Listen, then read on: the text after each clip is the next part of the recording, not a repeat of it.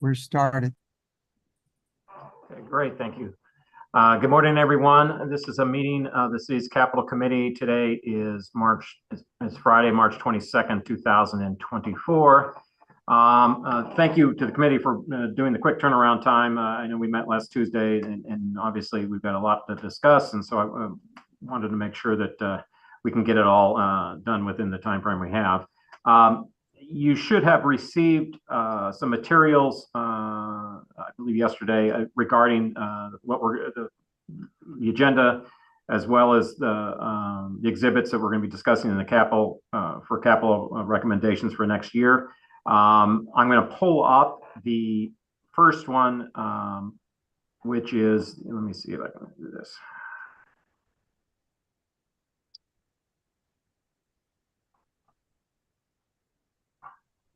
Hopefully you can all see that, and I can make it larger if we need to. This is the basically the summary comparison that we had a previous earlier version of this and discussed in the last meeting. But I wanted to update you on a couple of items.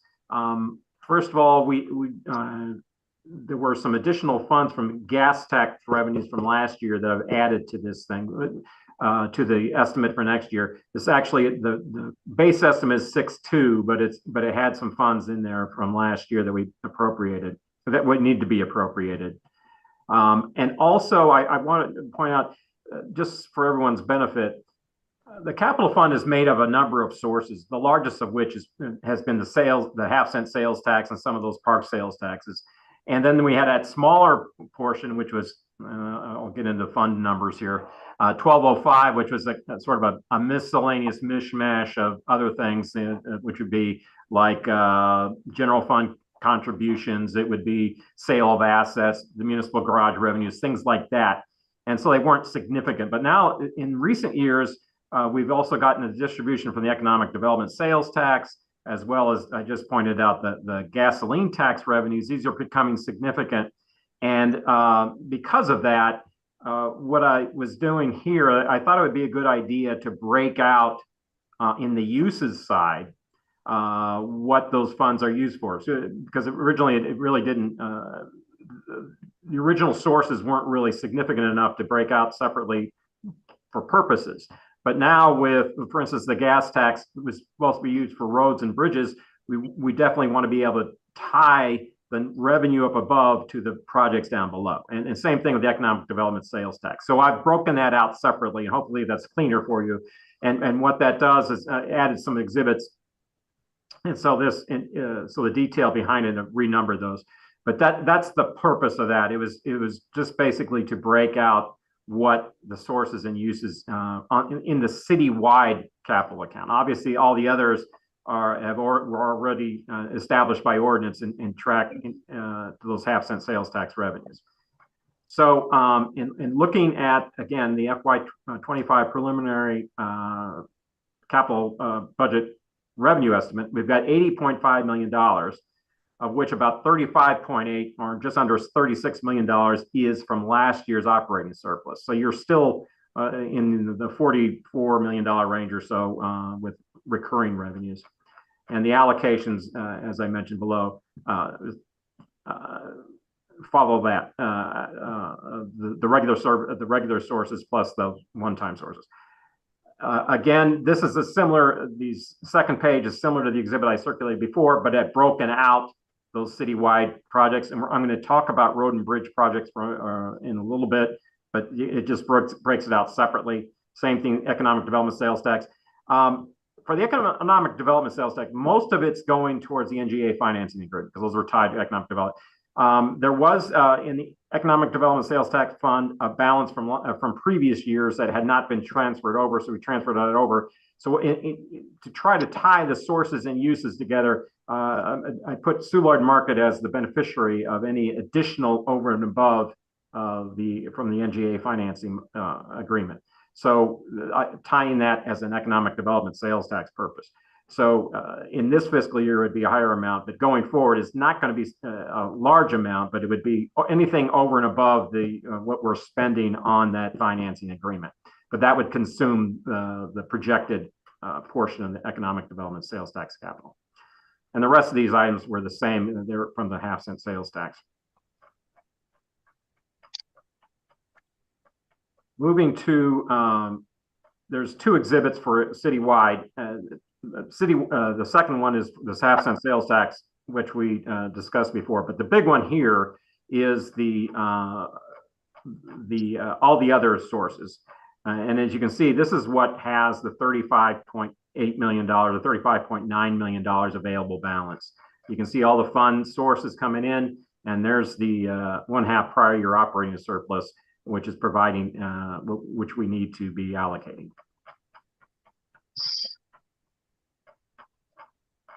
Let me see. Oh, yeah, let me point this out. In filling out the road and bridge projects for the fuel tax, in discussing that with Rich, we've identified certain of those street and traffic projects that were on the needs inventory. And that is what we're trying to, rather than put that in the 36, we're thinking that should fit in the road, whatever we have available for the fuel tax. So on Rich's list where you see the 36 million, you didn't see those larger street projects because they're included in the base. I'll call that the base capital budget, which utilizing the gasoline tax. And these are identified as follows: Cass Avenue streetscape with 3.8 million, the 4th and Washington multimodal improvements at 625,000, the traffic management enhancement phase 6, which is from Hodemont to Grand of 800,000, the ADA bus stop improvements, the Kings Highway improvements, Gravois to Nottingham, and then rounding out the difference is an item for miscellaneous bridge repairs. That's the 7,684, 7,684,000, which matches this gasoline tax revenue availability. So that's why we're thinking that going forward, we'll be able to identify those projects or critical street projects and budget some of them, although obviously the need is so great, you're not going to be able to accommodate them all. But that's why those aren't on Rich's $36 million list, because they're located here. Paul? Sure, go ahead. Thank you. That's great, because some of the things that I was hoping to see on the $36 million list are on that list, like the ADA bus stop improvement. Right. So just me as a new person to this capital committee, we're not talking about allocating those projects. We're talking about the 35 million, the half-year surplus. That's the half of the year surplus rather. So this money is allocated on this chart, but can you tell me the process of actually it becoming? Is that just through the regular budget session? Is that through? Yeah, this would be what we're doing here is reviewing all those capital and trying to allocate based on the revenues, and then we make this recommendation. Okay. And then it's presented as part of the budget, which goes to E&A in April, and then which goes to the full board in May. So and it's an item just like any other item in the budget. Obviously, there's been a lot of vetting through this. Sure. Business Advisory Committee, this committee, E&A, and then the final board. But it would be just like any other. Yeah, go ahead, Ann. This would be part of the package of recommendations that we're right. making. That's right. That's right. So this would go in hand with the $35-ish million. Yes, actually, just making sure that it's not like two separate things that get separated from each other or anything. That's a good question, because we have these exhibits all the time. Like that, but you don't, obviously there's going to be some big exhibit that we're going to find necessary to include with this. So this one, and just, I'll get technical with you. This, oh shoot, what happened? Okay. This first citywide account is Fund 1205.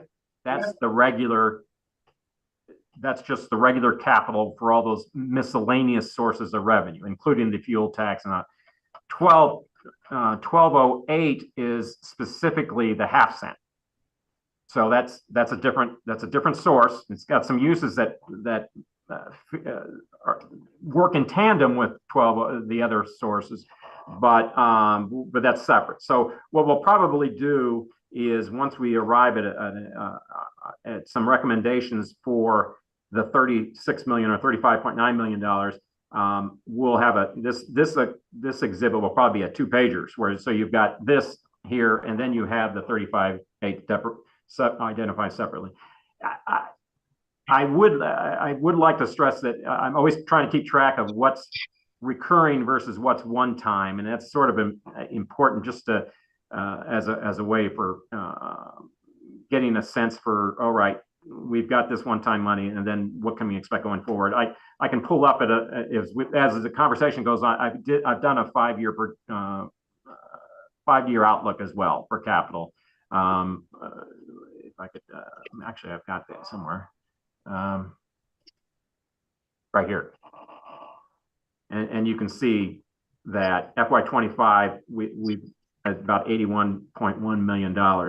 Going forward, the normal is about 44 or so. Now, again, that doesn't, it depends on where you finish this year. Now, if we have a surplus this year, then you've got some half of that to be allocated here, but and the same thing on the needs here. So we've got a certain amount going forward, but certainly not, we haven't identified how we're going to use the 39 yet. So that's to be determined, but that just gives you a sense for what FY25 is, the benefit of having the half surplus this year, and going forward, the normal budget's around the low 40s. Thank you. Okay. Any questions on that? Any so far? Okay. And then these other exhibits, these remain the same as before that were circulated earlier. So having laid all that out, I'd like to go to the list that we had oh, sure. Alderwoman Spencer. You got your hand raised? Kara? I do. Sorry, Paul. I just wanted to ask a question on the roads, and I'm apologizing. I have a tremendous I'm not feeling well today. Oh, sorry to hear that. So, if you go back to the roads, Sure. can you describe the process? You know, one of the issue, obviously, we're having a lot of issues with road safety. Can you just briefly, just for the benefit of all of us, and maybe this is a question for Rich, just describe the process by which those were prioritized. Were we looking at crash data? Were we looking at other? Yeah, Paul, I'll be glad to talk about that one. And then is part of that, sorry, Rich, I'll just follow up and just say, is there any as a part of the improvements, are we talking about just paving, or are we also talking about increasing, you know, what all are we going to be doing on these projects?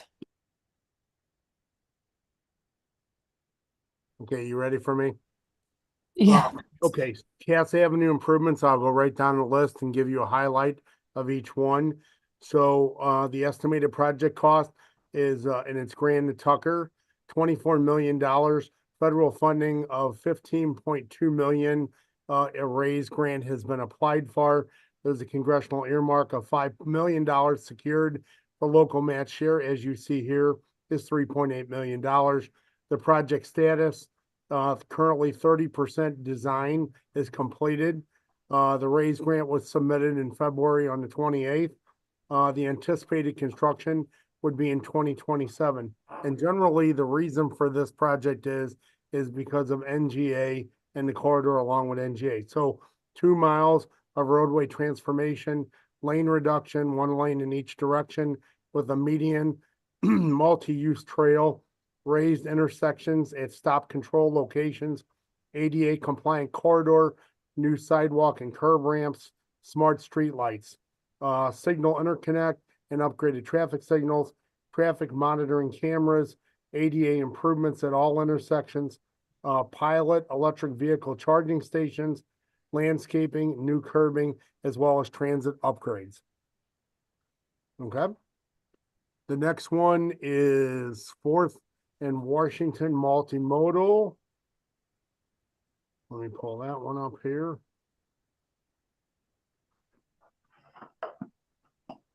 Sorry. That is Shoto to Convention Plaza and 3rd to 14th Street. Estimated construction cost is $3.125 million. Federal funding 2.5 million of a TAP grant, which we already have. Local match needed is 625,000, as you see here. The project status, 60% design is completed. Anticipated construction is 2026. 1.8 miles of bicycle, pedestrian, and traffic calming improvements such as bump outs and enhanced crosswalks, two-way protected cycle track and lane reduction on 4th Street, and raised intersection at Washington and 8th Street. The next is traffic management enhancements phase 6. I'll pull that one up.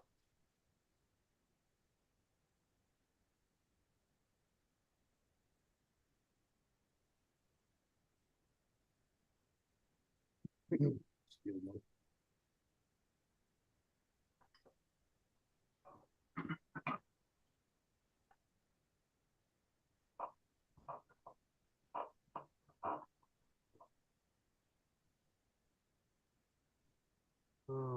Okay. So traffic management enhancements phase 6. The project is from Hodiamont to Grand. The estimated project cost is 3.7 million. The federal funding is 2.9 million, and that is a CMAQ grant, which we have secured. The local match needed is 800,000, as you see here. Design start summer of 24, construction start 2026. 3.8 miles of fiber optic signal interconnect, upgraded traffic signal controllers and equipment at 7 locations, traffic monitoring cameras, and ADA improvements at intersections. The next is ADA bus stop improvements. That is Grand Boulevard, Holly Hills to I-70, Cass Avenue, Dr. Martin Luther King, Kings Highway to Grand, Delmar, Hodiamont to Kings Highway. This is a partner project with Bi-State. The project cost is $3 million. The federal funding is $2.4 million of a TAP grant, which we have already secured. Bi-State provides 300,000 of the local match. The city provides the other 300,000. The design start is 2024 with an anticipated construction date of 2027. Improvements in accessibility at 92 bus stops, ridership demand analysis, and amenity upgrades, improvements such as shelters, benches, reconfigured loading areas, and other infrastructure. The next is Kings Highway improvements, Gravois to Nottingham. This is a locally funded project. The estimated construction cost is $2.0 million. The design and construction in conjunction with the ARPA funded Kings Highway corridor projects currently ready to go to construction. The design completion is summer of 2024. Anticipated construction is 2025. This is various traffic calming measures, lane reduction, concrete bump outs, concrete medians, delineators, striping, enhanced crosswalks, lane striping and bicycle markings, ADA compliant curb ramps at intersections, new traffic signal at Neosho, and realignment of Christie and Neosho intersection, and buffered bike lanes. Finally, asphalt paving by the city street department with ARPA funding. And then last but not least is miscellaneous bridge repairs. And really the detail on that is we have 74 bridges within the city, and we have allocated substantial amounts of ARPA and capital funding to repair those. And we just rolled this out as a bridge repair item simply because it was the remaining funding in this item. And there is always something on one of our 74 bridges that needs repair. So we have a very robust program right now with 3 design consultants, 2 on-call contractors, and we believe our bridges are in the best shape they've been in the last 30 years. So I'll be glad to try to answer any questions you might have after that.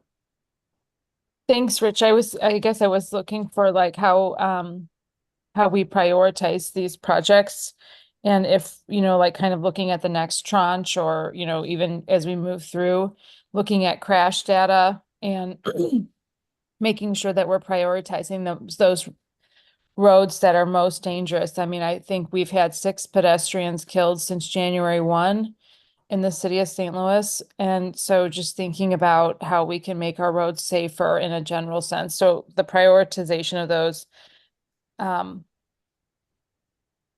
road projects in a general sense. So they're prioritized by the fact that of all the things that you talk about, when we go out and we apply for grants with East West Gateway, all of those factors, crash data, traffic calming items, all these things on these grant projects are taken into account, as well as different criteria set by East West Gateway for TAP, CMAQ, and STPS type grants. But all of these projects touch pedestrian mobility, pedestrian safety, ADA type accessibility, traffic calming, and I say everything except the miscellaneous bridge repair item, which Right. obviously speaks for itself. Yeah, I just want to be able to go back to our constituents and say, hey, we prioritized what we're investing in based on, these criteria and, so that we can start to make some headway on making our roads safer. I don't want to belabor that too much because I know you've kind of gone into it, but the last thing is on the 8A bus stops, I had asked in our previous meeting to have those itemized, and I wanted to make sure that the community, the CMT bus stop was included in that. So there are 92 of them. I can certainly get you a list of them within those corridors. I don't have that with me today. I see. Nancy, you raise your hand? By accident. I apologize, okay. but I think I just on the CMT, Rich, isn't that money being raised and from AARP and CMT together? I'm not sure they're needing funding from the city to complete that bus stop. I can speak on that. They're raising money from ARP and CMT for the enhancements of the stop, but they've asked the city to make the ADA, to make the bus stop accessible, to address the ADA issues and the sidewalks, because that was not part of their project. And can you tell me the exact location of that project? Yeah, this is the first one that they've done in the city, that they're going to be doing in the city. It's at Gravois and Russell, more or less. I can get you the exact location, Rich, but yeah, so this is, I think, their 7th project in the region. This is the first one they've done in this, they're doing in the city. They did like a call for submissions, and this was the one that was selected. So Gravois and Russell is not within this project limit. I will need to check with my planning staff, but I'm certain that we have made accommodations for that. If we have not, we will. Okay, thanks, Rich. We have not at this point. So the question was raised to me, how we could fund it, so. Hey, Rich, I like that little synopsis you did on those. Is that something that you could pull together and we just share as an exhibit, just the description? I know we have some of this briefly described in the inventory, but you went a little bit more detail on each of those street projects. What I just had, Paul, Yeah. was the information you sent out to the committee like this week. This was provided to the Citizen Advisory Committee on the briefing on streets in a PowerPoint. It's out there. Oh, so that's still from the same PowerPoint then? Yes, it's not, sir. It's not it's separate. Okay. All right. Great. All right. Any other questions? I have one last question on this crash sites. Aren't we using ARPA money for some of those sites, Rich? Yes. Okay. 10 top crash locations. That is Okay. correct. That's part of the corridor project. Okay, great. All right. Well, having done that, let's pull up the $36 million recommended list, and we can discuss that. I don't know, Rich, if you wanted to just go through it and sort of say what you're recommending here and how we're looking at it and how we come about this, and we can talk about it. Right. So, everyone is accustomed to this list of red, yellow, green for $551 million of capital improvement needs. The red, which is the most critical, which is what we really target because it's the most critical, is $167+ million. And we have roughly $36 million here to work with. So when I looked down this list, I looked at each of the departments and the big items such as streets, parks, corrections, other municipal buildings, vehicles, as well as I compared what my thoughts were to the Citizen Advisory Committee recommendations. And what I would say is that there were only a couple items that the Citizen Advisory Committee recommended that I didn't have on my initial pass through. And so I made sure that I incorporated those. And those two items were Cass Avenue, which was on the roads and bridge funding we just talked about, and some renovations to the remaining restrooms at City Hall, and predominantly for the fact that to meet ADA accessibility. So if you look down the list, what you will notice is on many of these, what I have done is tried to spread the funding across multiple areas to try to get projects started. And in a lot of cases, not only get them started, some of these have already been started. And so we partially funded them before. So to continue what we're doing on those projects. So, I mean, I can walk through each of these and just talk about it. We've done that before. I'd be more than glad to try to answer any questions anybody has or entertain ideas of, you know, why you would do something differently, why I particularly put a certain amount with it. I'm more than glad to do that. But the general synopsis is to try to cover as many areas as possible with the very limited funding that we have. Christina, I see your hand is raised. Thanks so much. Definitely see the work that's went into this.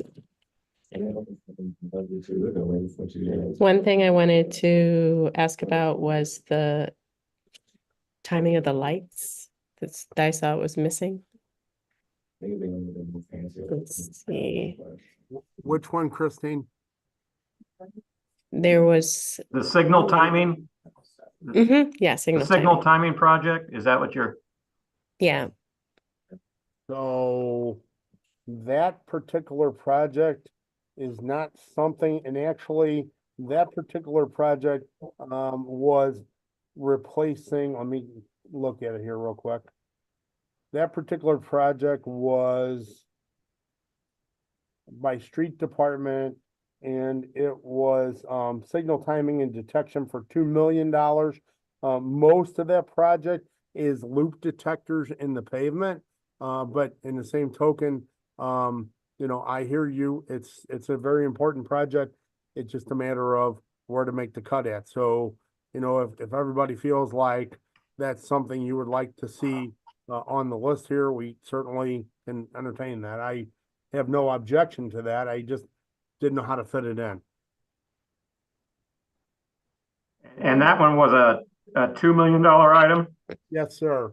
And so I, although I assume it could also be,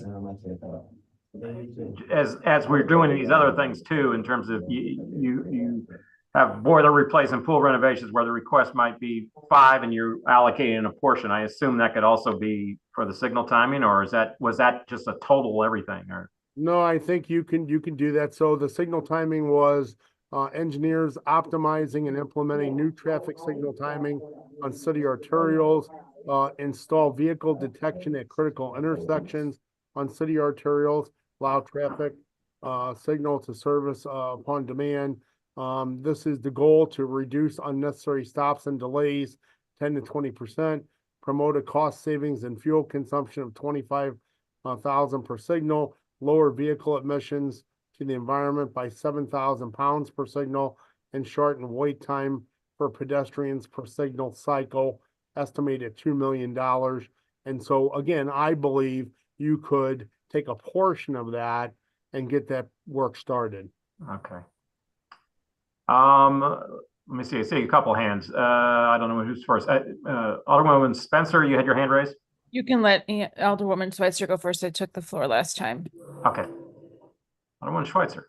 Thank you so much. I really appreciate that. Thank you, Alderman Spencer. I do like the street timing lighting project a lot. I think it's really interesting. I believe you mentioned some portion of that happening as part of another project on the street money, but it was not, it was only for one small part and one street. So do we feel that the amount that was asked for in the capital or allocated, is that enough? Is that for everything you just laid out, or I'm just trying to get a sense of how much really that is that we'd be looking to put in here somewhere. So yeah, you're correct that there is some on the CMAQ projects. That's predominantly what they do there. On the arterial projects, we are also doing internal signal timing. The traffic division is doing that. This, like I said, was predominantly for the detection timing, which is the loops that are actually in the pavement, and that also allows the signals to be retimed as well. So I just feel like you could do a part of that, or you could do all of it. It depends on what the appetite here is to do that. And can you remind me how much that would be for all of it, 2 million. for the whole city? Well, it's for particular arterials that the street department had laid out, and it does not give me the details on how many. Okay, But my understanding was originally it was in downtown corridor arterial streets. downtown corridor. Yes. Yeah, that's my guess is it would be a lot bigger and a multi-year project to do the entire city. Again, we could break it into some pieces and start to do the work and then, spread it out to where we want to go with it. But I'm sure it needs to be done. It's just a question of what is the appetite to do it. And the argument for doing it is that the city becomes safer because we have a more managed system of lights signals going and moving at the same time. So people are more likely to follow the laws and the rules of the road and be put in safe situations. And it's just a more well-run city. Is there, I guess to Alderman Spencer's point about spending money to reduce deaths on our streets, is that the argument made by streets for why we'd be doing that? I know that I've heard that from advocates in the space, but I mean, the goals that they list are reduce unnecessary stops, promote cost savings and fuel consumption, lower vehicle emissions, and shorten wait time for pedestrians. So, I think anytime that you change the signals, you fix the signals, you get this anticipation of the signals work in conjunction with each other. And so it's not people sitting there and see a light 2 down turn green and more apt to run a light or things like that. Things work better in tandem. So it's probably a better controlled city. But, I can't say for every driver out there, but I'm sure if you're sitting at a light and 20 seconds goes by, you're there and you see the other lights beyond it turn green, main thing would be, I should go. yeah, we had a death in my ward in the last year or so, I think just within the last year, because of a signal that had been turned the wrong direction, and people ended up thinking they had a green when they didn't, and then somebody died. This wouldn't address that in terms of signals being turned or kind of moved. Obviously, this would just be the syncing of them. Yeah, so this particular project would have nothing to do with that. That sounds, and if I'm not mistaken, I think you're referring to the signal that was at Bates and Marginford. Yeah. And I believe that that's more of a maintenance type item that's taken care of on a normal day. Right. So this is just something to upgrade something that has gone bad. Okay. Or is going bad.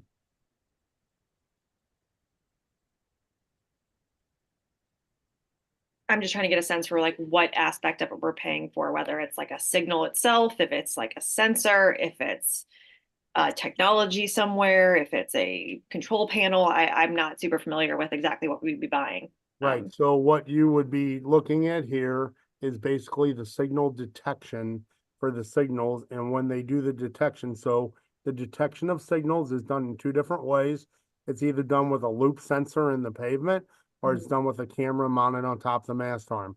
So this particular project is talking about the detection for the signals that, you'll come up and you see there's cuts in the pavement.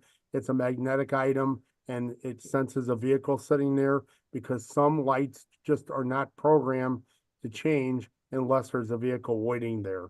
So that's what that is for, as opposed to just a normally timed signal that changes every, 30, 35 seconds or whatever the timing on it is. This senses, tells the signal there is a car waiting, and so it goes through an expedited cycle. Okay. And for what it's worth, I am very in favor of hearing all the different things that are proposed and more information about them all. But I know people have questions, so I appreciate everyone's time today. Okay, Alderwoman Spencer?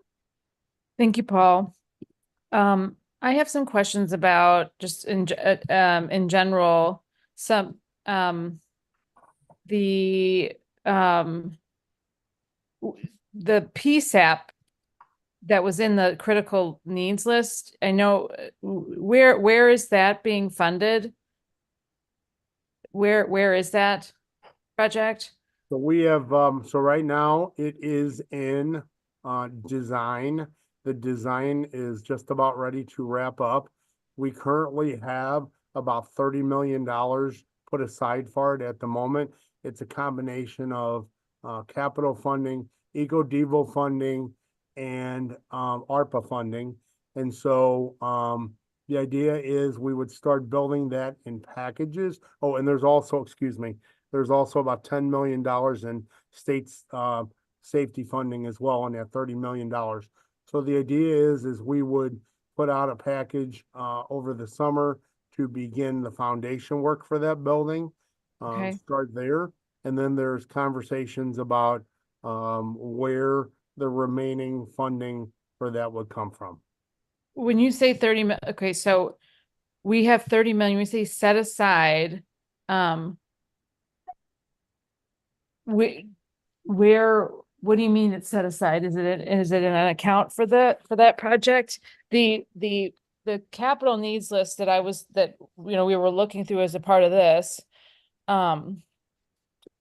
it identified 19 million, which is different than the original amount that I remember from, I don't know, 5 years ago, 35 million or something like that.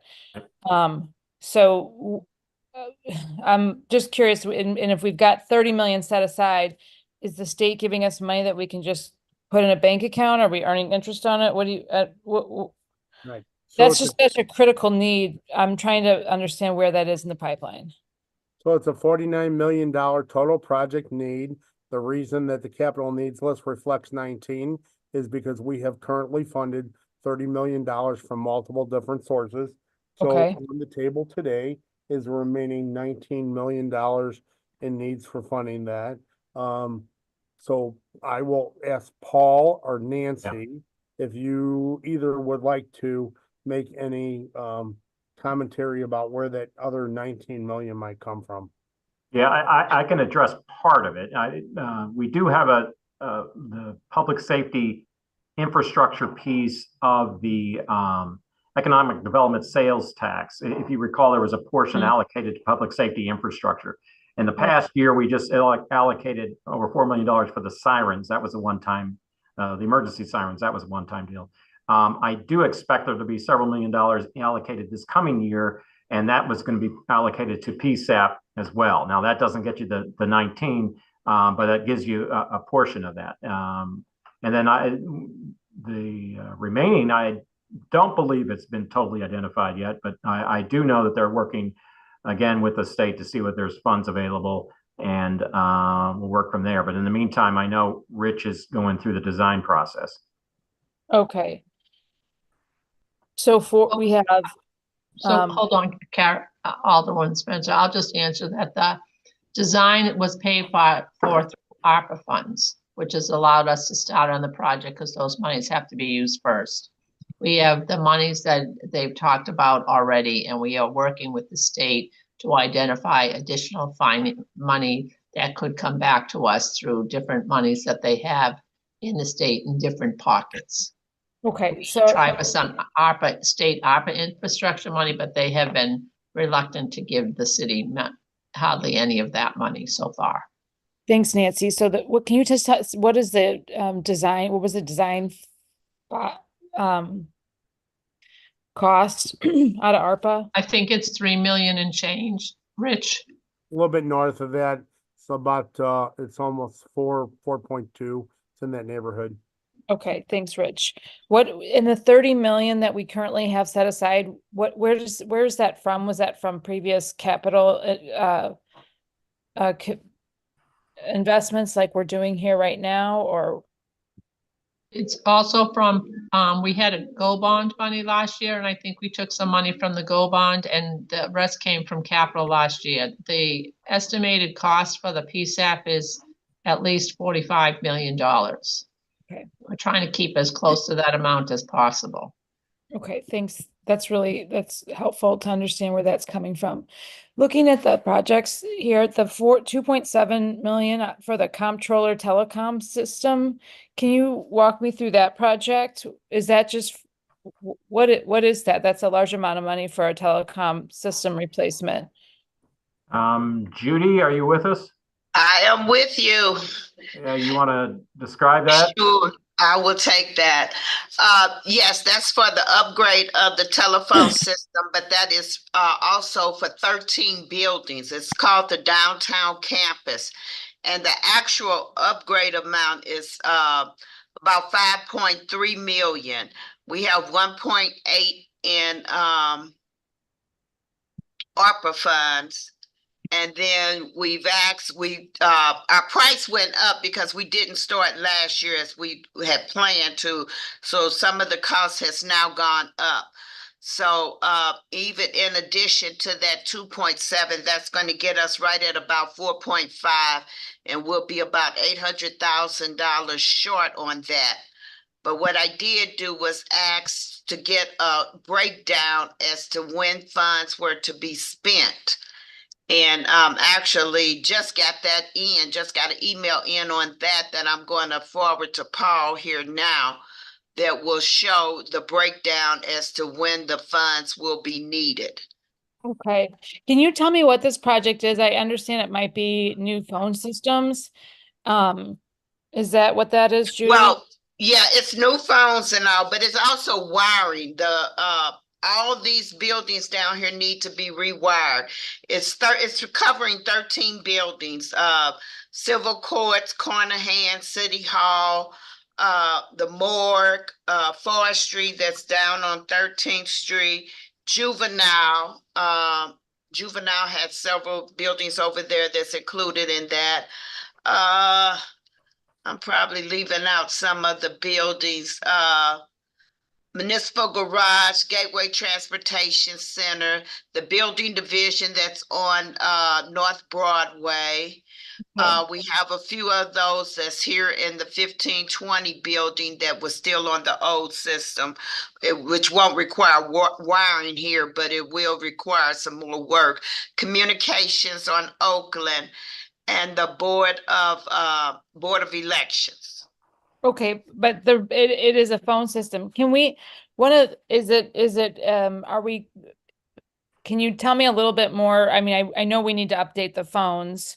One of the things that I want to make sure we're doing when we're investing this kind of money, $5 million, is that we're doing it in the most, I would say, up-to-date way. Are we doing voice over IP investments? What sort of, if we're going to update the phones system, kind of throughout our campus, I just want to make sure that we're doing this in the most up-to-date way. And we are, I don't know all the specifics, but it's all up to date. That's going to take us into the future. So I can't say that.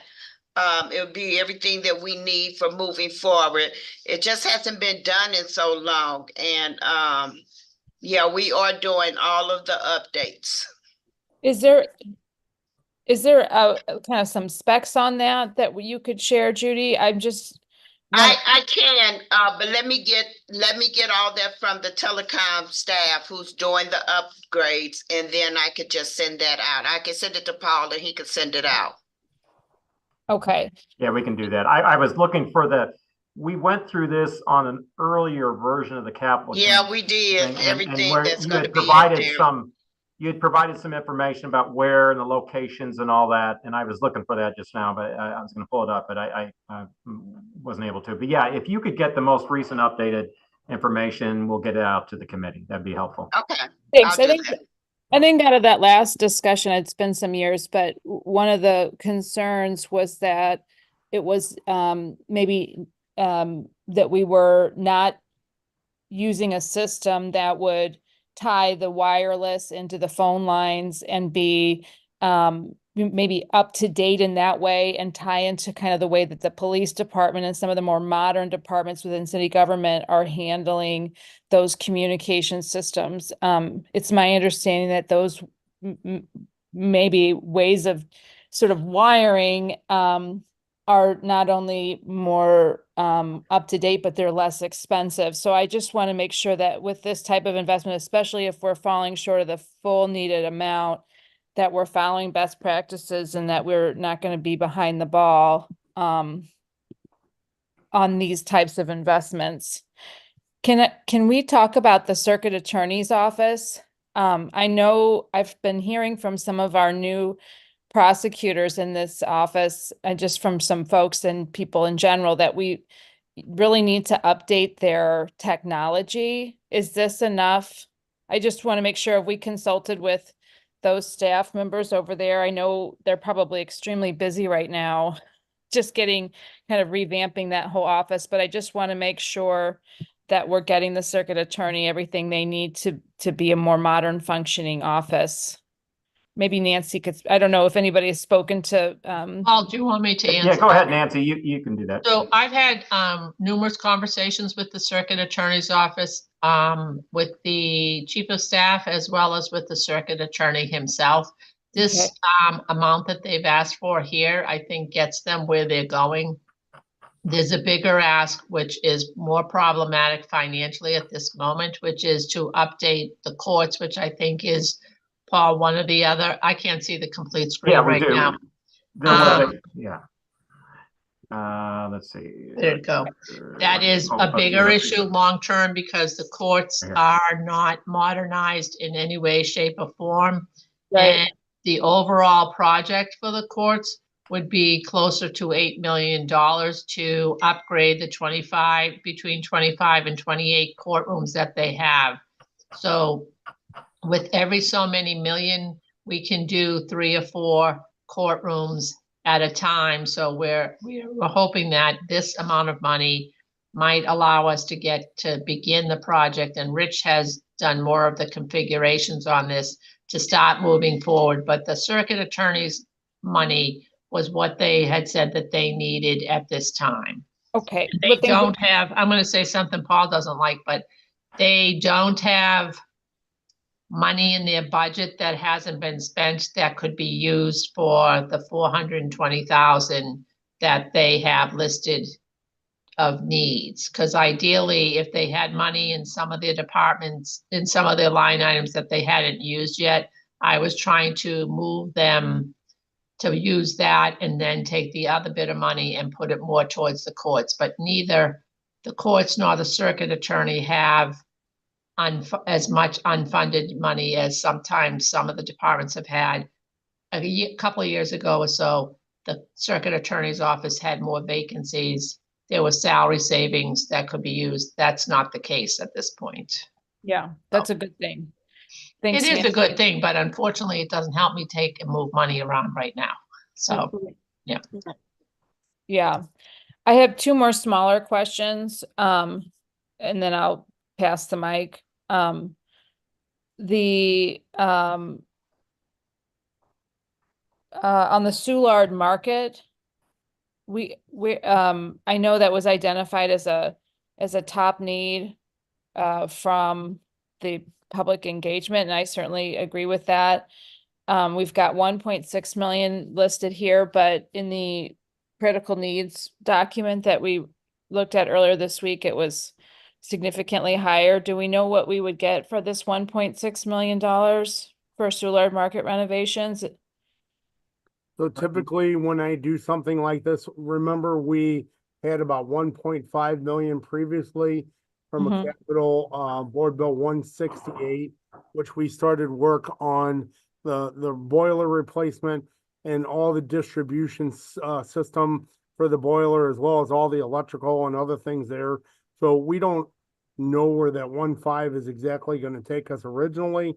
So what we will continue to do is, to work with Greg, Kim, and the market master, as well as the vendors there, and we would be prioritizing. Now, we did have an exhibit on Soulard Market. There it is right there. Thanks, Paul. So what you have is, we start from the top down and look at things like electrical. We look at, security lighting, plumbing, those type of things that are critical. Mhm. And so really what happens is they're pretty dynamic because these things fail a Mhm. lot and they fail regularly. And so we would allocate this money and we would work with Kim and Greg and the market master to say, okay, the money's in place now. What is the next thing that is the most critical on the list? And it could be just about anything that's on the list here, but my thought would be plumbing, electrical, mechanical, things to keep water out of the building, anything along those lines there that, for the operation, bathrooms, ADA type upgrades, things along those lines. But to tell you exactly what we would get, I don't know, but it would be picked off of this list. Hopefully Okay. we can get to some visual improvements at some point. Yeah, I mean, the bathrooms are in such bad shape. I know we were constantly having issues over there. The last is a similar one in the park side, the pool renovations. I have the honor of representing a pool anymore, but certainly Marquette is still near and dear to my heart. And I know Nancy, you and I've talked about the fencing over there for some time, and just curious if we're going to be able to deliver that for the neighborhood. So what I would tell you is there are 7 pools, 3 outdoor, 4 indoor, without going through the locations of them. Previously, underneath the Board Bill 184, we allocated $1 million. Under the general obligation bond 2023, we allocated $1 million. And when we started work on Tandy, 12th and Park, Rec Center, and Cherokee on the pools, there was also some other work that happened at Fairgrounds Park and Chambers Park due to some very unfortunate vandalism that happened over the last couple years, which I would really prefer not to talk about.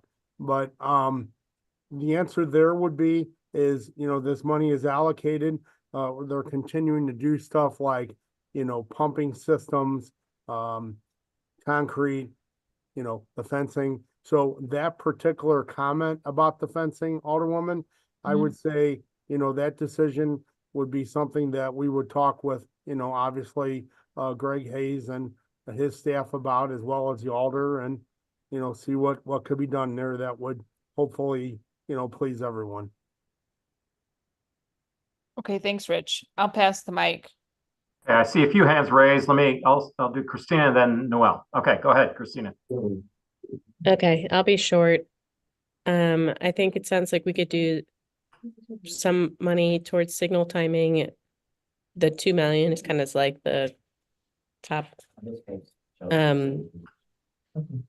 I think besides the telecom system replacement, that seems to be not fully funded and flexible. That might be where some of the funds can come from.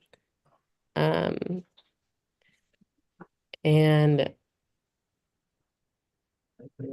I agree with the approach to fund. Yeah, it's like about 25% of the pool renovation, Soulard Market, the HVAC upgrades for the rec centers that were on the list.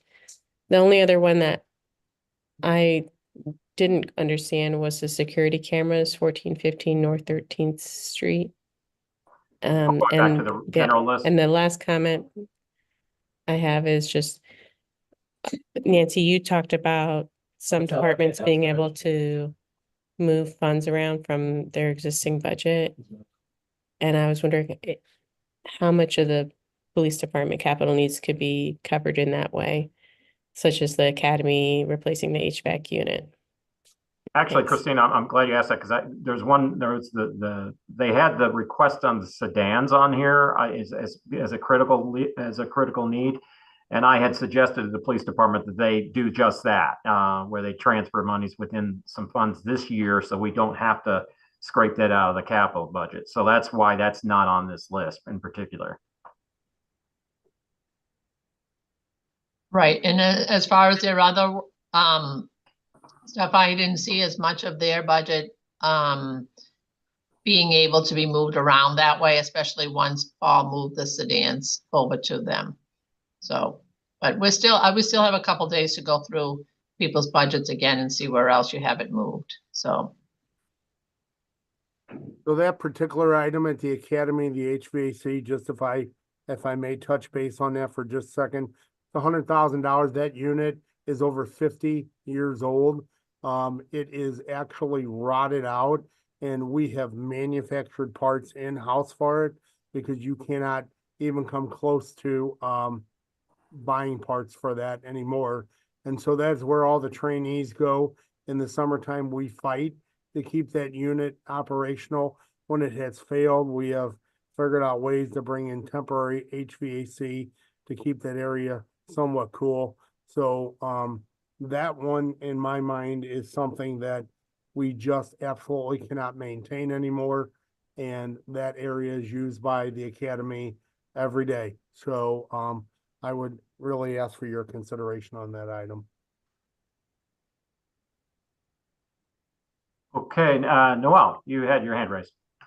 Hi, everyone. Just had a quick follow-up question about the Soulard Market building and whether that $6.5 million in total capital needs, whether that is what's needed to bring the entire building, including that second floor space, or just have that, or just what's needed to kind of stabilize the first floor and what's currently in use. Those are absolutely critical needs. When we looked at this before, my guess is you could probably spend another $8 to $10 million over there doing other items. But this is actually critical needs for the operation of the building in the way that it is used today. So no, it does not address all those other items. Got it. Thank you. Appreciate the clarification. And then second question is about Cass Avenue. If Rich, you could just talk about the total project cost and capital stack for that project. Yeah, let me pull that back up again real quick here. So the total project, so Cass Avenue is a total project cost of $24 million. It is from Grand to Tucker. It is federal funding. We applied for a raise grant. We don't have it just yet, but we turned a raise grant in for it for $15.2 million. And we also have a $5 million congressional earmark secured. So we get the raise grant, we will need a local match share of about $3.8 million to do that project. Aren't there also, thank you, aren't there also bond funds that were approved in Board Bill 36 previous session? And what is the anticipated use for that $20 million in bond funds? So I would tell you that's a Rob Orr question. That is not included in this funding that I have in front of me. So I've heard that conversation before, but it is not part of our funding to do Cass Avenue. Got it. I can follow up with Rob Orr on that. Thank you. Okay, I think Nancy, did you have? Yeah, just two things. One is Rich, I don't think, and I'm going to speak for Christina and you can correct me. I don't think Christina was trying to not do the academy. She was trying to, I think she looked at it and said, there's 100,000. Can you find that out of the general funds they have and move that more than based on my previous statement? And we're still looking. The second thing is a question for Judy, because we'd had some conversations before.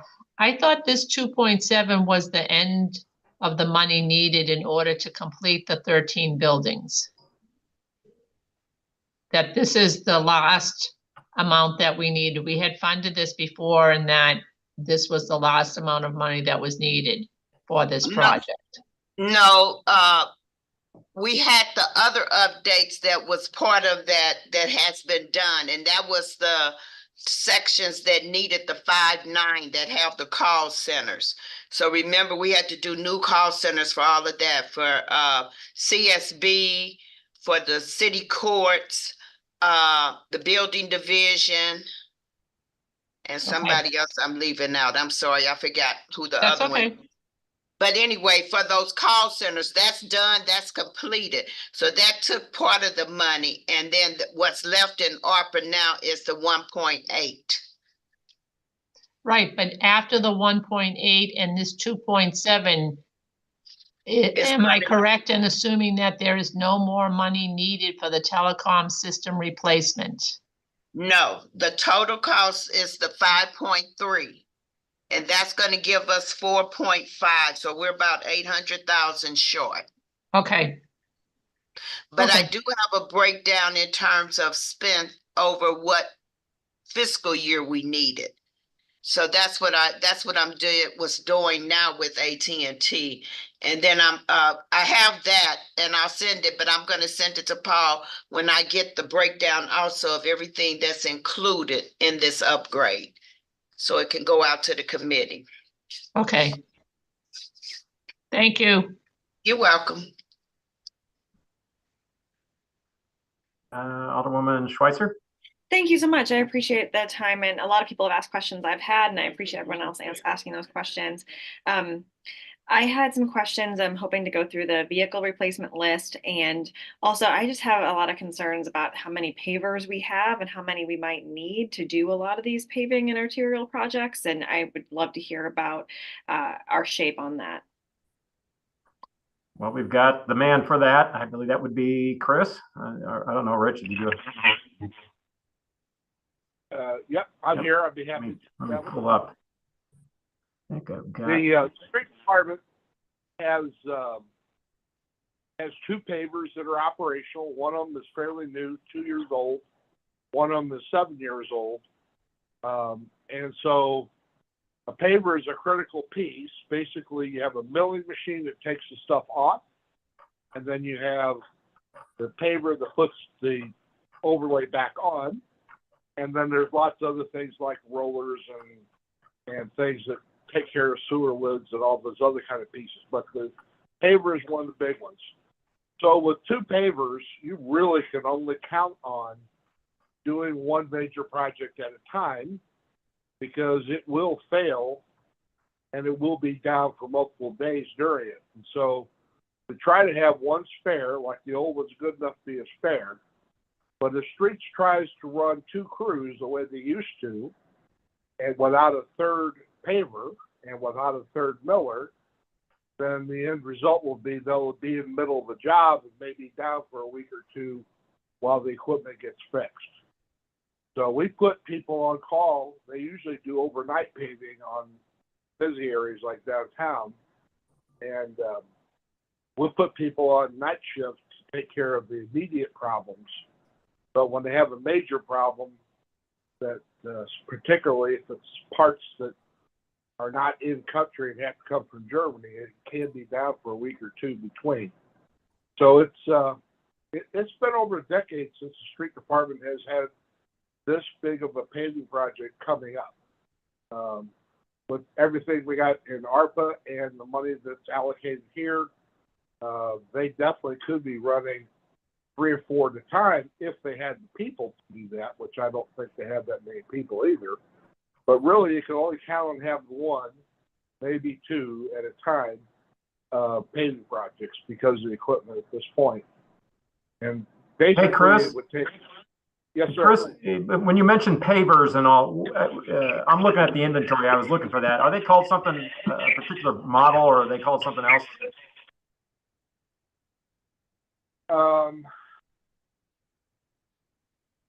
Actually, they're not on this list. And the reason they're not on this list is because they are bought with St. Louis Works money out of the street department's budget. Okay, but Rick I'm and I- talking about the total inventory, not the,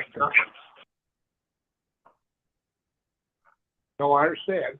The okay, only thing listed here is stuff that's coming in and stuff that's critical to be replaced with capital.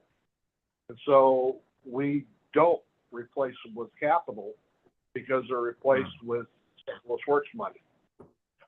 So that's why they're not listed. okay, yeah, I'll have to go over that, because I thought that was the total inventory, but, okay.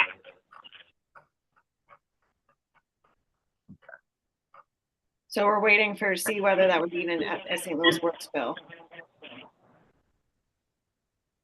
What I've pulled up on screen is what, and Chris, I've pulled up on screen is what you have identified priority replacement on vehicles, which then you can identify, depending on how much funds you have, where the cutoff would be. That's typically where how that would work. So, That full report's 32 pages long, yeah, and it's not recognized by replacement, but it is the street departments and the 514s. right. So yeah, pavers should be listed on the vehicle by vehicle one. That's what I was looking for. I didn't know what it was called, but right now I'm pulled up on the inventory.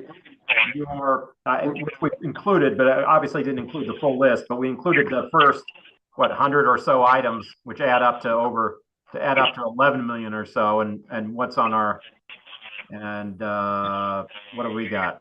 We've got 5.9. So if you go to our inventory, wait a minute, wrong one. 5.9 would get us down to what, item 16 or so on your list. So it would be all these things above it. Am I presenting that correctly, Chris? That would be how it would be after we prioritize it. This is not prioritized. This is just I thought that was the priority. No, this is the format for a prioritized list, but this isn't priority. This is the entire 35 million worth. That's So why it'd be it good to was so get that long. prioritized list. Yeah, we're going to need that. Well, I'll do the prioritized list when you tell me how much money we have. No, There's no point prioritizing $35 million worth and spend $5 million. well, Because I have to go to the typically when we have these discussions on rolling stock, you give us the priority, and then whatever amount that we have, that's where we cut it off. and that's what I'll do. Yeah, Now that that's gonna. I think that would help Alderwoman Schweitzer know exactly what those vehicles are there on this list and what's not on that list. So that would be helpful.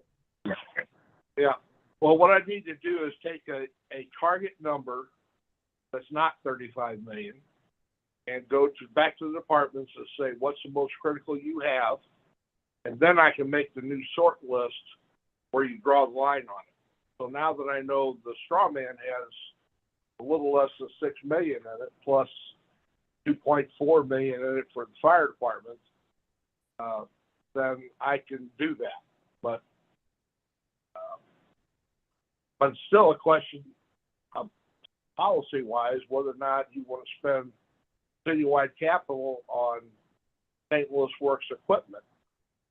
Well, that's a different conversation. What I would ask you to do for the committee is do what you normally do when you provide us with a priority list, and just give us the priority list. And then when we arrive at that final number of recommendations, and you're able, and that's where the cutoff will be. Yep, I'll do that next week.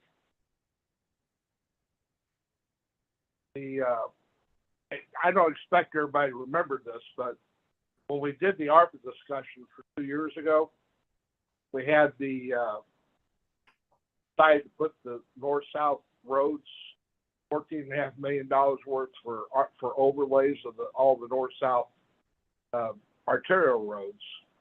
At the bottom of that list I put $2.5 million for equipment, which was for the street department to replace their St. Louis Works equipment.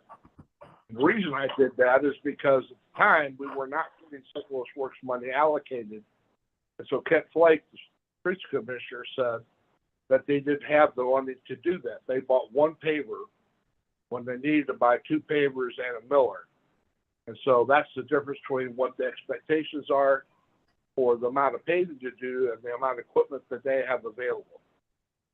I would But just it be was- very hesitant to leave this committee meeting or without having, and Chris, do you mind muting when you're not talking? Otherwise, there's a bunch of background noise. Yeah, and Chris, can you repeat what you just said about the pavers? I'm sorry, I couldn't hear what you said. Yeah, let me just finish my, I'm- I just want to make I'm sure sorry. that at the end of this committee meeting, before, St. Louis Works discussions coming up too, that we are sure that the city of St. Louis, equipment wise, can finish every single paving project that's part of our ARPA funds that we've spent by the time they would be due. That's the reason I'm asking this question. So I want to kind of approach it with that thought, as No. opposed to where normally we spend money from. Well, if all the ARPA money for the original 14 million for the north-south streets has to be done by 26, it would be difficult for the street department to get that done with the current equipment they have. Because they're only going to be able to guarantee do one at a time, and they will be able to do one small one and one major one at a time. So to do a north-south road like that, at least the way when they used to do it 10 years ago, it would take them the better part of a month to get one road done. So if you look at it that way, then you're looking at 10 months worth of paving and a few months you can't do during the winter. And so if you're only doing one at a time, plus the work that's on here with the gas tax money, then it's unlikely that they can run that many. Now, when Rich and I discussed this back when we did the ARPA's part of it, it wasn't known for sure whether or not the street department was going to do it or it was going to be contracted out. But then the discussion since then has been that contracting out the overlay work was much more expensive than having the street department do it. So the question becomes, if you want to have the street department do it, they have to have the crews and they have to have the equipment. And I know exactly what they have, and I know exactly what it is Kent Flake says they need for it. And the answer to your question is they don't have the equipment they need to do all that in that period of time currently. And there isn't enough money in the St. Louis Works budget that will come in during that time, because the next St. Louis Works budget that comes in, if we order equipment with that, it won't be here until 26. As it takes from the time it gets appropriated and we bid it and then it gets delivered, it's usually 8 to 12 months in that time period. So it's, and St. Louis Works is not in sync with the rest of the budget. So I'm not exactly sure when it's going to come out this time. But that's something the street department works on with the board alderman. And I'm just an ancillary user of that to keep their equipment running. So I'm sorry if I didn't meet the expectations of the committee for the complete prioritized list. I'll be happy to do it. It's not. I think it's imperative that we have these discussions now before it's too late. Yeah. On what the streets department needs to do the millions and millions and millions of dollar work we're depending on. So I appreciate the honesty there, Chris. Thank you. And Kara wanted you to, Alderman Spencer wanted you to repeat what you were talking about purchasing pavers, but maybe you did answer that question, but I'm fine to pass it over to her for that question now. If that's all Yeah, if right. you could just repeat that whole process, and I just want to stand up and reiterate what Alderwoman Schweitzer is saying, just getting this ARPA paving done is so critically important. So that process you were talking about 2 years ago, Chris, could you just repeat? Yes. The ARPA funds, the first year of the ARPA funds has all the north-south overlays in it. It was $14.5 million, I think, was the final number on that. when the discussion of the capital committee had happened for that, I went to Kent Flake, who's the street commissioner, and said, okay, so how many crews are you going to have to run? How much equipment do you have? At that point, we only had one miller that was working and two pavers. They were both old. So I put $2.5 million at the bottom of that list of the roads for streets in the exhibit, but it did not get approved as part of the ARPA plan by the time it all came out. So we didn't have any money for equipment. So the only equipment money we had was what was in St. Louis Works. And then St. Louis Works, the next year, you may remember that it was delayed completely because the aldermanic committee didn't release the funds. So we went 2 years without having any St. Louis Works funds. When we got those at the end of last summer, they ordered a new roller out of that. And then the year before that, the street department transferred money around within their budget to get a new paver. So now we have one old paver and one relatively new paver. We have a medium-aged milling machine that takes the stuff off, the grinding, and we have an old one. And then we have the rollers and the sweepers and the small equipment that's necessary. There's like 25 pieces of equipment involved in an overlay.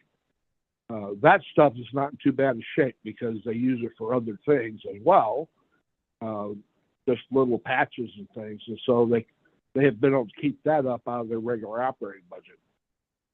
So the real problem is we've got plenty of money in the ARPA budget from 2 years ago to do the north-south overlays, but not enough equipment to execute it, and not enough money coming in through St. Louis Works in time in order to order it and have it ready to go.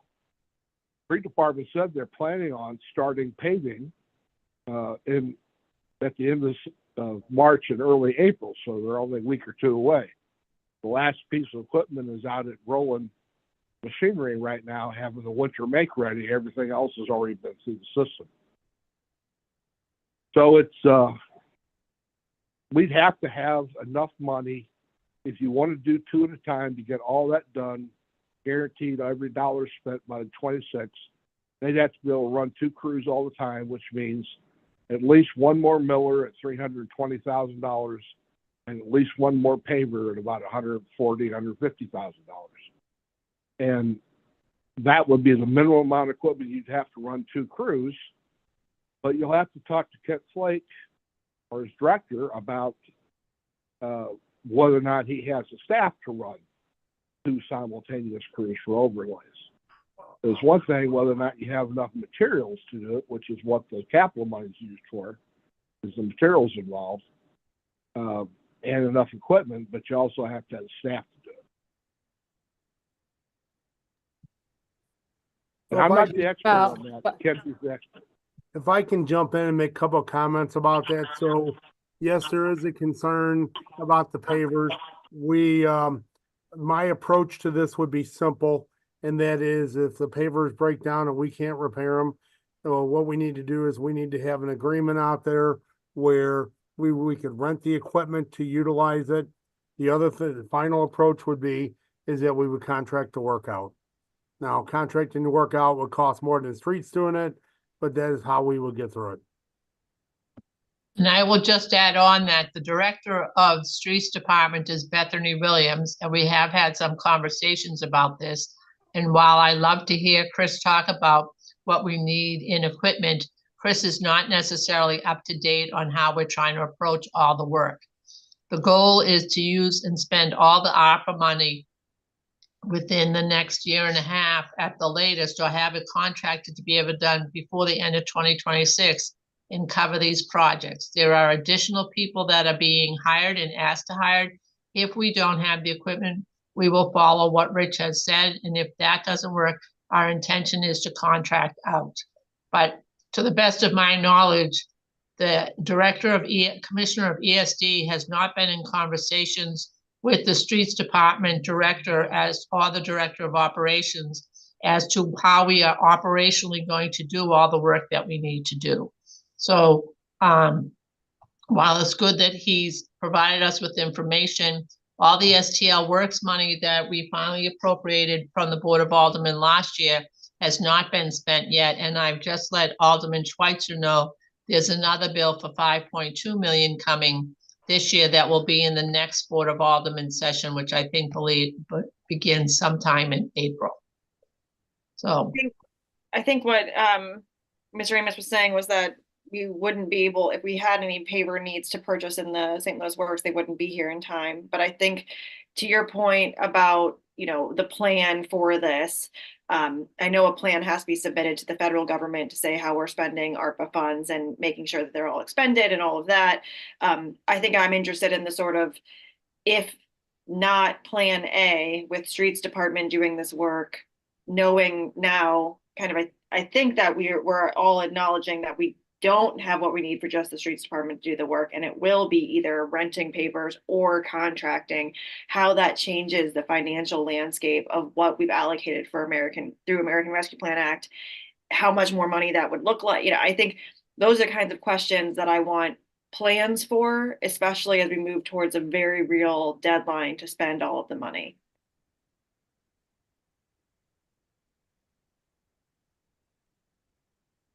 We will have some questions with the director of streets, but I want to remind people that that's an operational discussion, and we will be willing to keep you updated. But how those things get done is how it gets done within the operations. And we have had some initial conversations as to what that would look like. But in the meantime, we have to look like we've been filling potholes right away now because the weather has been warmer. Some things depend on the weather and how things will go. But we will update the board on that, but we have to be allowed to do our operational work to get the things done. And there are people involved in this process that have been in conversations about what needs to be done and how it needs to be done on a regular basis. And that is a little bit separate from this capital discussion, because the capital discussion is about what monies do we need and what can we do moving forward. So I feel like that's a question that discussion should be outside of the capital meeting, because that's an operational issue, not how we're spending money. Yeah, I mean, I would like to just make sure that whatever list we get reflects from the rolling stock reflects the priority of what we want to replace, and taking everything into account. This is our priority list. And so that we've got so much money available for purchase of rolling stock, we know what that is going to buy. That's my bottom line. In terms of a capital standpoint, that's what we need to figure out on the rolling stock. Let me see. Noel, is that a new hand? Nope, forgot to take it down. Okay.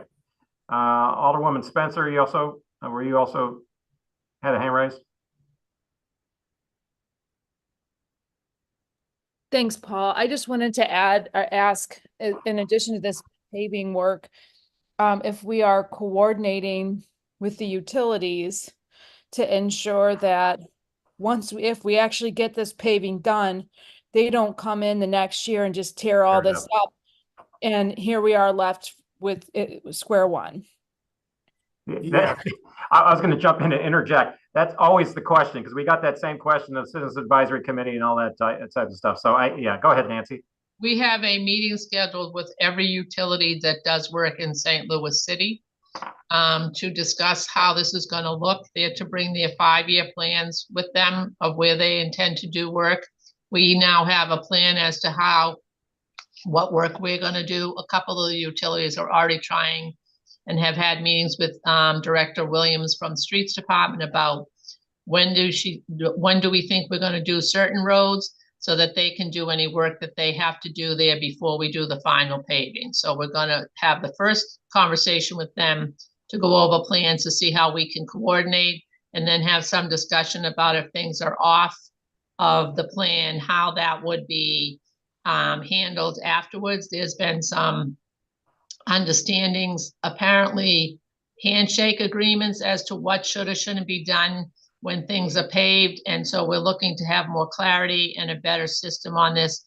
And Director Williams is not on this committee, but has expressed that she's trying to look at things from an asset perspective where you would look at what we have and move forward and work with people on how to make this a more viable system so that this doesn't happen as much. There'll always be occasional problems. Unfortunately, MSD and the water department, we can do schedules with them, but if leaks or something comes, the road is going to be ripped up for an emergency situation. But the goal long-term is to have everybody in the room. And so far, I think there are 25 people attending this meeting to talk about what their work is and how this will go and how we might actually be able to have some kind of software that everything is in a system so that people can look at who's doing what where and try to coordinate better. But it's the first time they've all been in the room at the same time. So we'll see how that goes. Thanks, Nancy. If we could share that with the public, I think it'd be very helpful. I would like us to be able to do some work.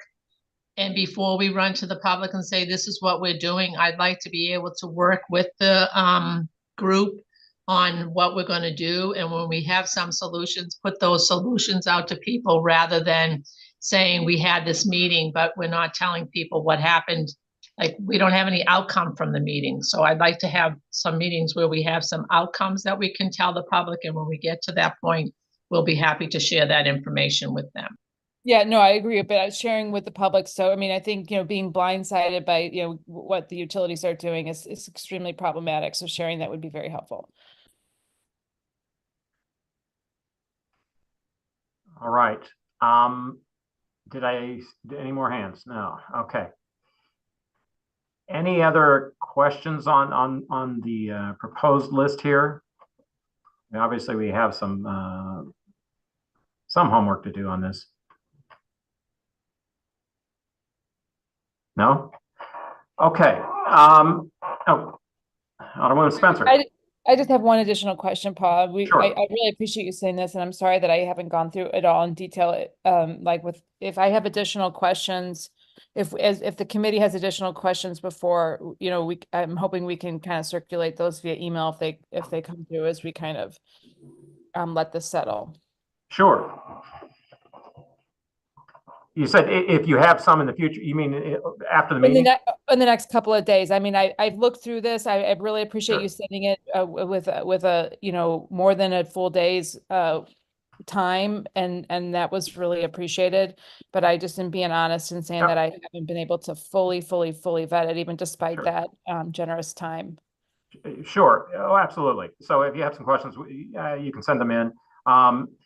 Obviously, our next meeting is on the 2nd, so hopefully that'll give you everyone time to digest things and figure that out.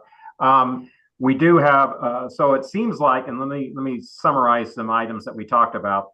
Seems like some sentiment that we want to figure out how to get some signal timing into the list somehow. That seems to be one of the ideas.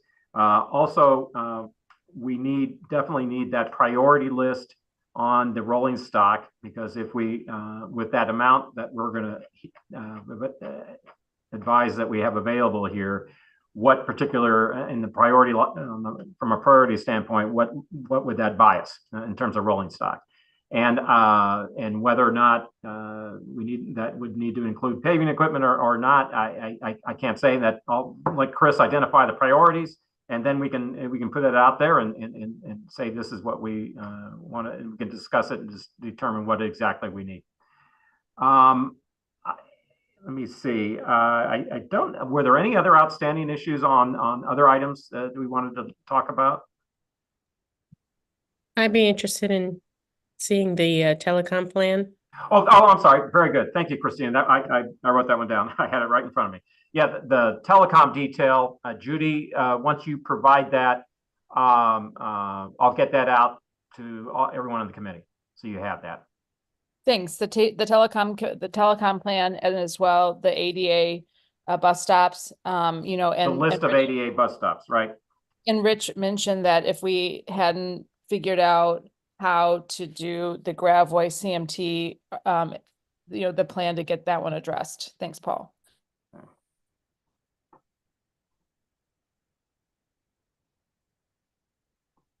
Okay. Alderwoman Schweitzer, you had your hand? I had asked for, excuse me, the kind of plans of getting all of the ARPA funds spent in what equipment's needed and how that's all going to work, and just making sure that we're not missing a capital opportunity if we need to put more of the money or more of the to getting this ARPA work done. Obviously, there's some money already in this for finishing some of the American Rescue Plan Act corridors, like the Kings Highway traffic calming and some other pieces as well. So I just want to make sure that we can get those projects done. That's my #1 priority. So. Okay. Yeah, I'm hoping that any priorities identified on the rolling stock list will take any of that into account. But that's Thank you. Sure. I would just caution when we get that list, when the board passed the bill the last time on what equipment we should buy, it ended up that the equipment cost more than was outlined, and so we had to change things around. So if there's some decision to do that, I think we have to be general enough so that we're able to get what we need to get and spend the money if that's the decision made. So I'll try not to say that the next time we meet, but we do need to be cautious on that because we jammed ourselves by having exact names of things to be bought instead of letting that be done by the department. It's the EDS department I'm talking about at that. To that point, is there a reason that the fire department quints are explicitly detailed out and not in the rolling stock list? The reason for that is because we just break them out. Those are big ticket, big dollar items. Public safety, we've always done a little bit separately than the regular rolling stock because those are called the emergency fleet and oil. And so we want to be very transparent. But I would say that what Nancy just said, I would echo that when we get down to the final list, assuming everyone is happy with this, to keep this somewhat general gives us an opportunity to, if a vehicle overruns by $10,000, we can move it from one to the other without being hand-tied. Makes sense. Okay. Well, it sounds like we have some follow-up to do. As I mentioned, our next meeting is on the 2nd, which we hope to come to some recommendations out of that from that meeting. But in the meantime, we'll get the material and the backup that we need circulated around committee on those projects that we talked about. And if you have any other questions on that you need some more detail on, please let me know, and I'll try to track that down for you so we can get that all done, so we can have something to vote out on the next meeting. And does that sound like a plan? Good. All right. Well, thank you all for your time today, and we'll be seeing you definitely next week. And have a good weekend. Thank you all. You too. Have a good weekend.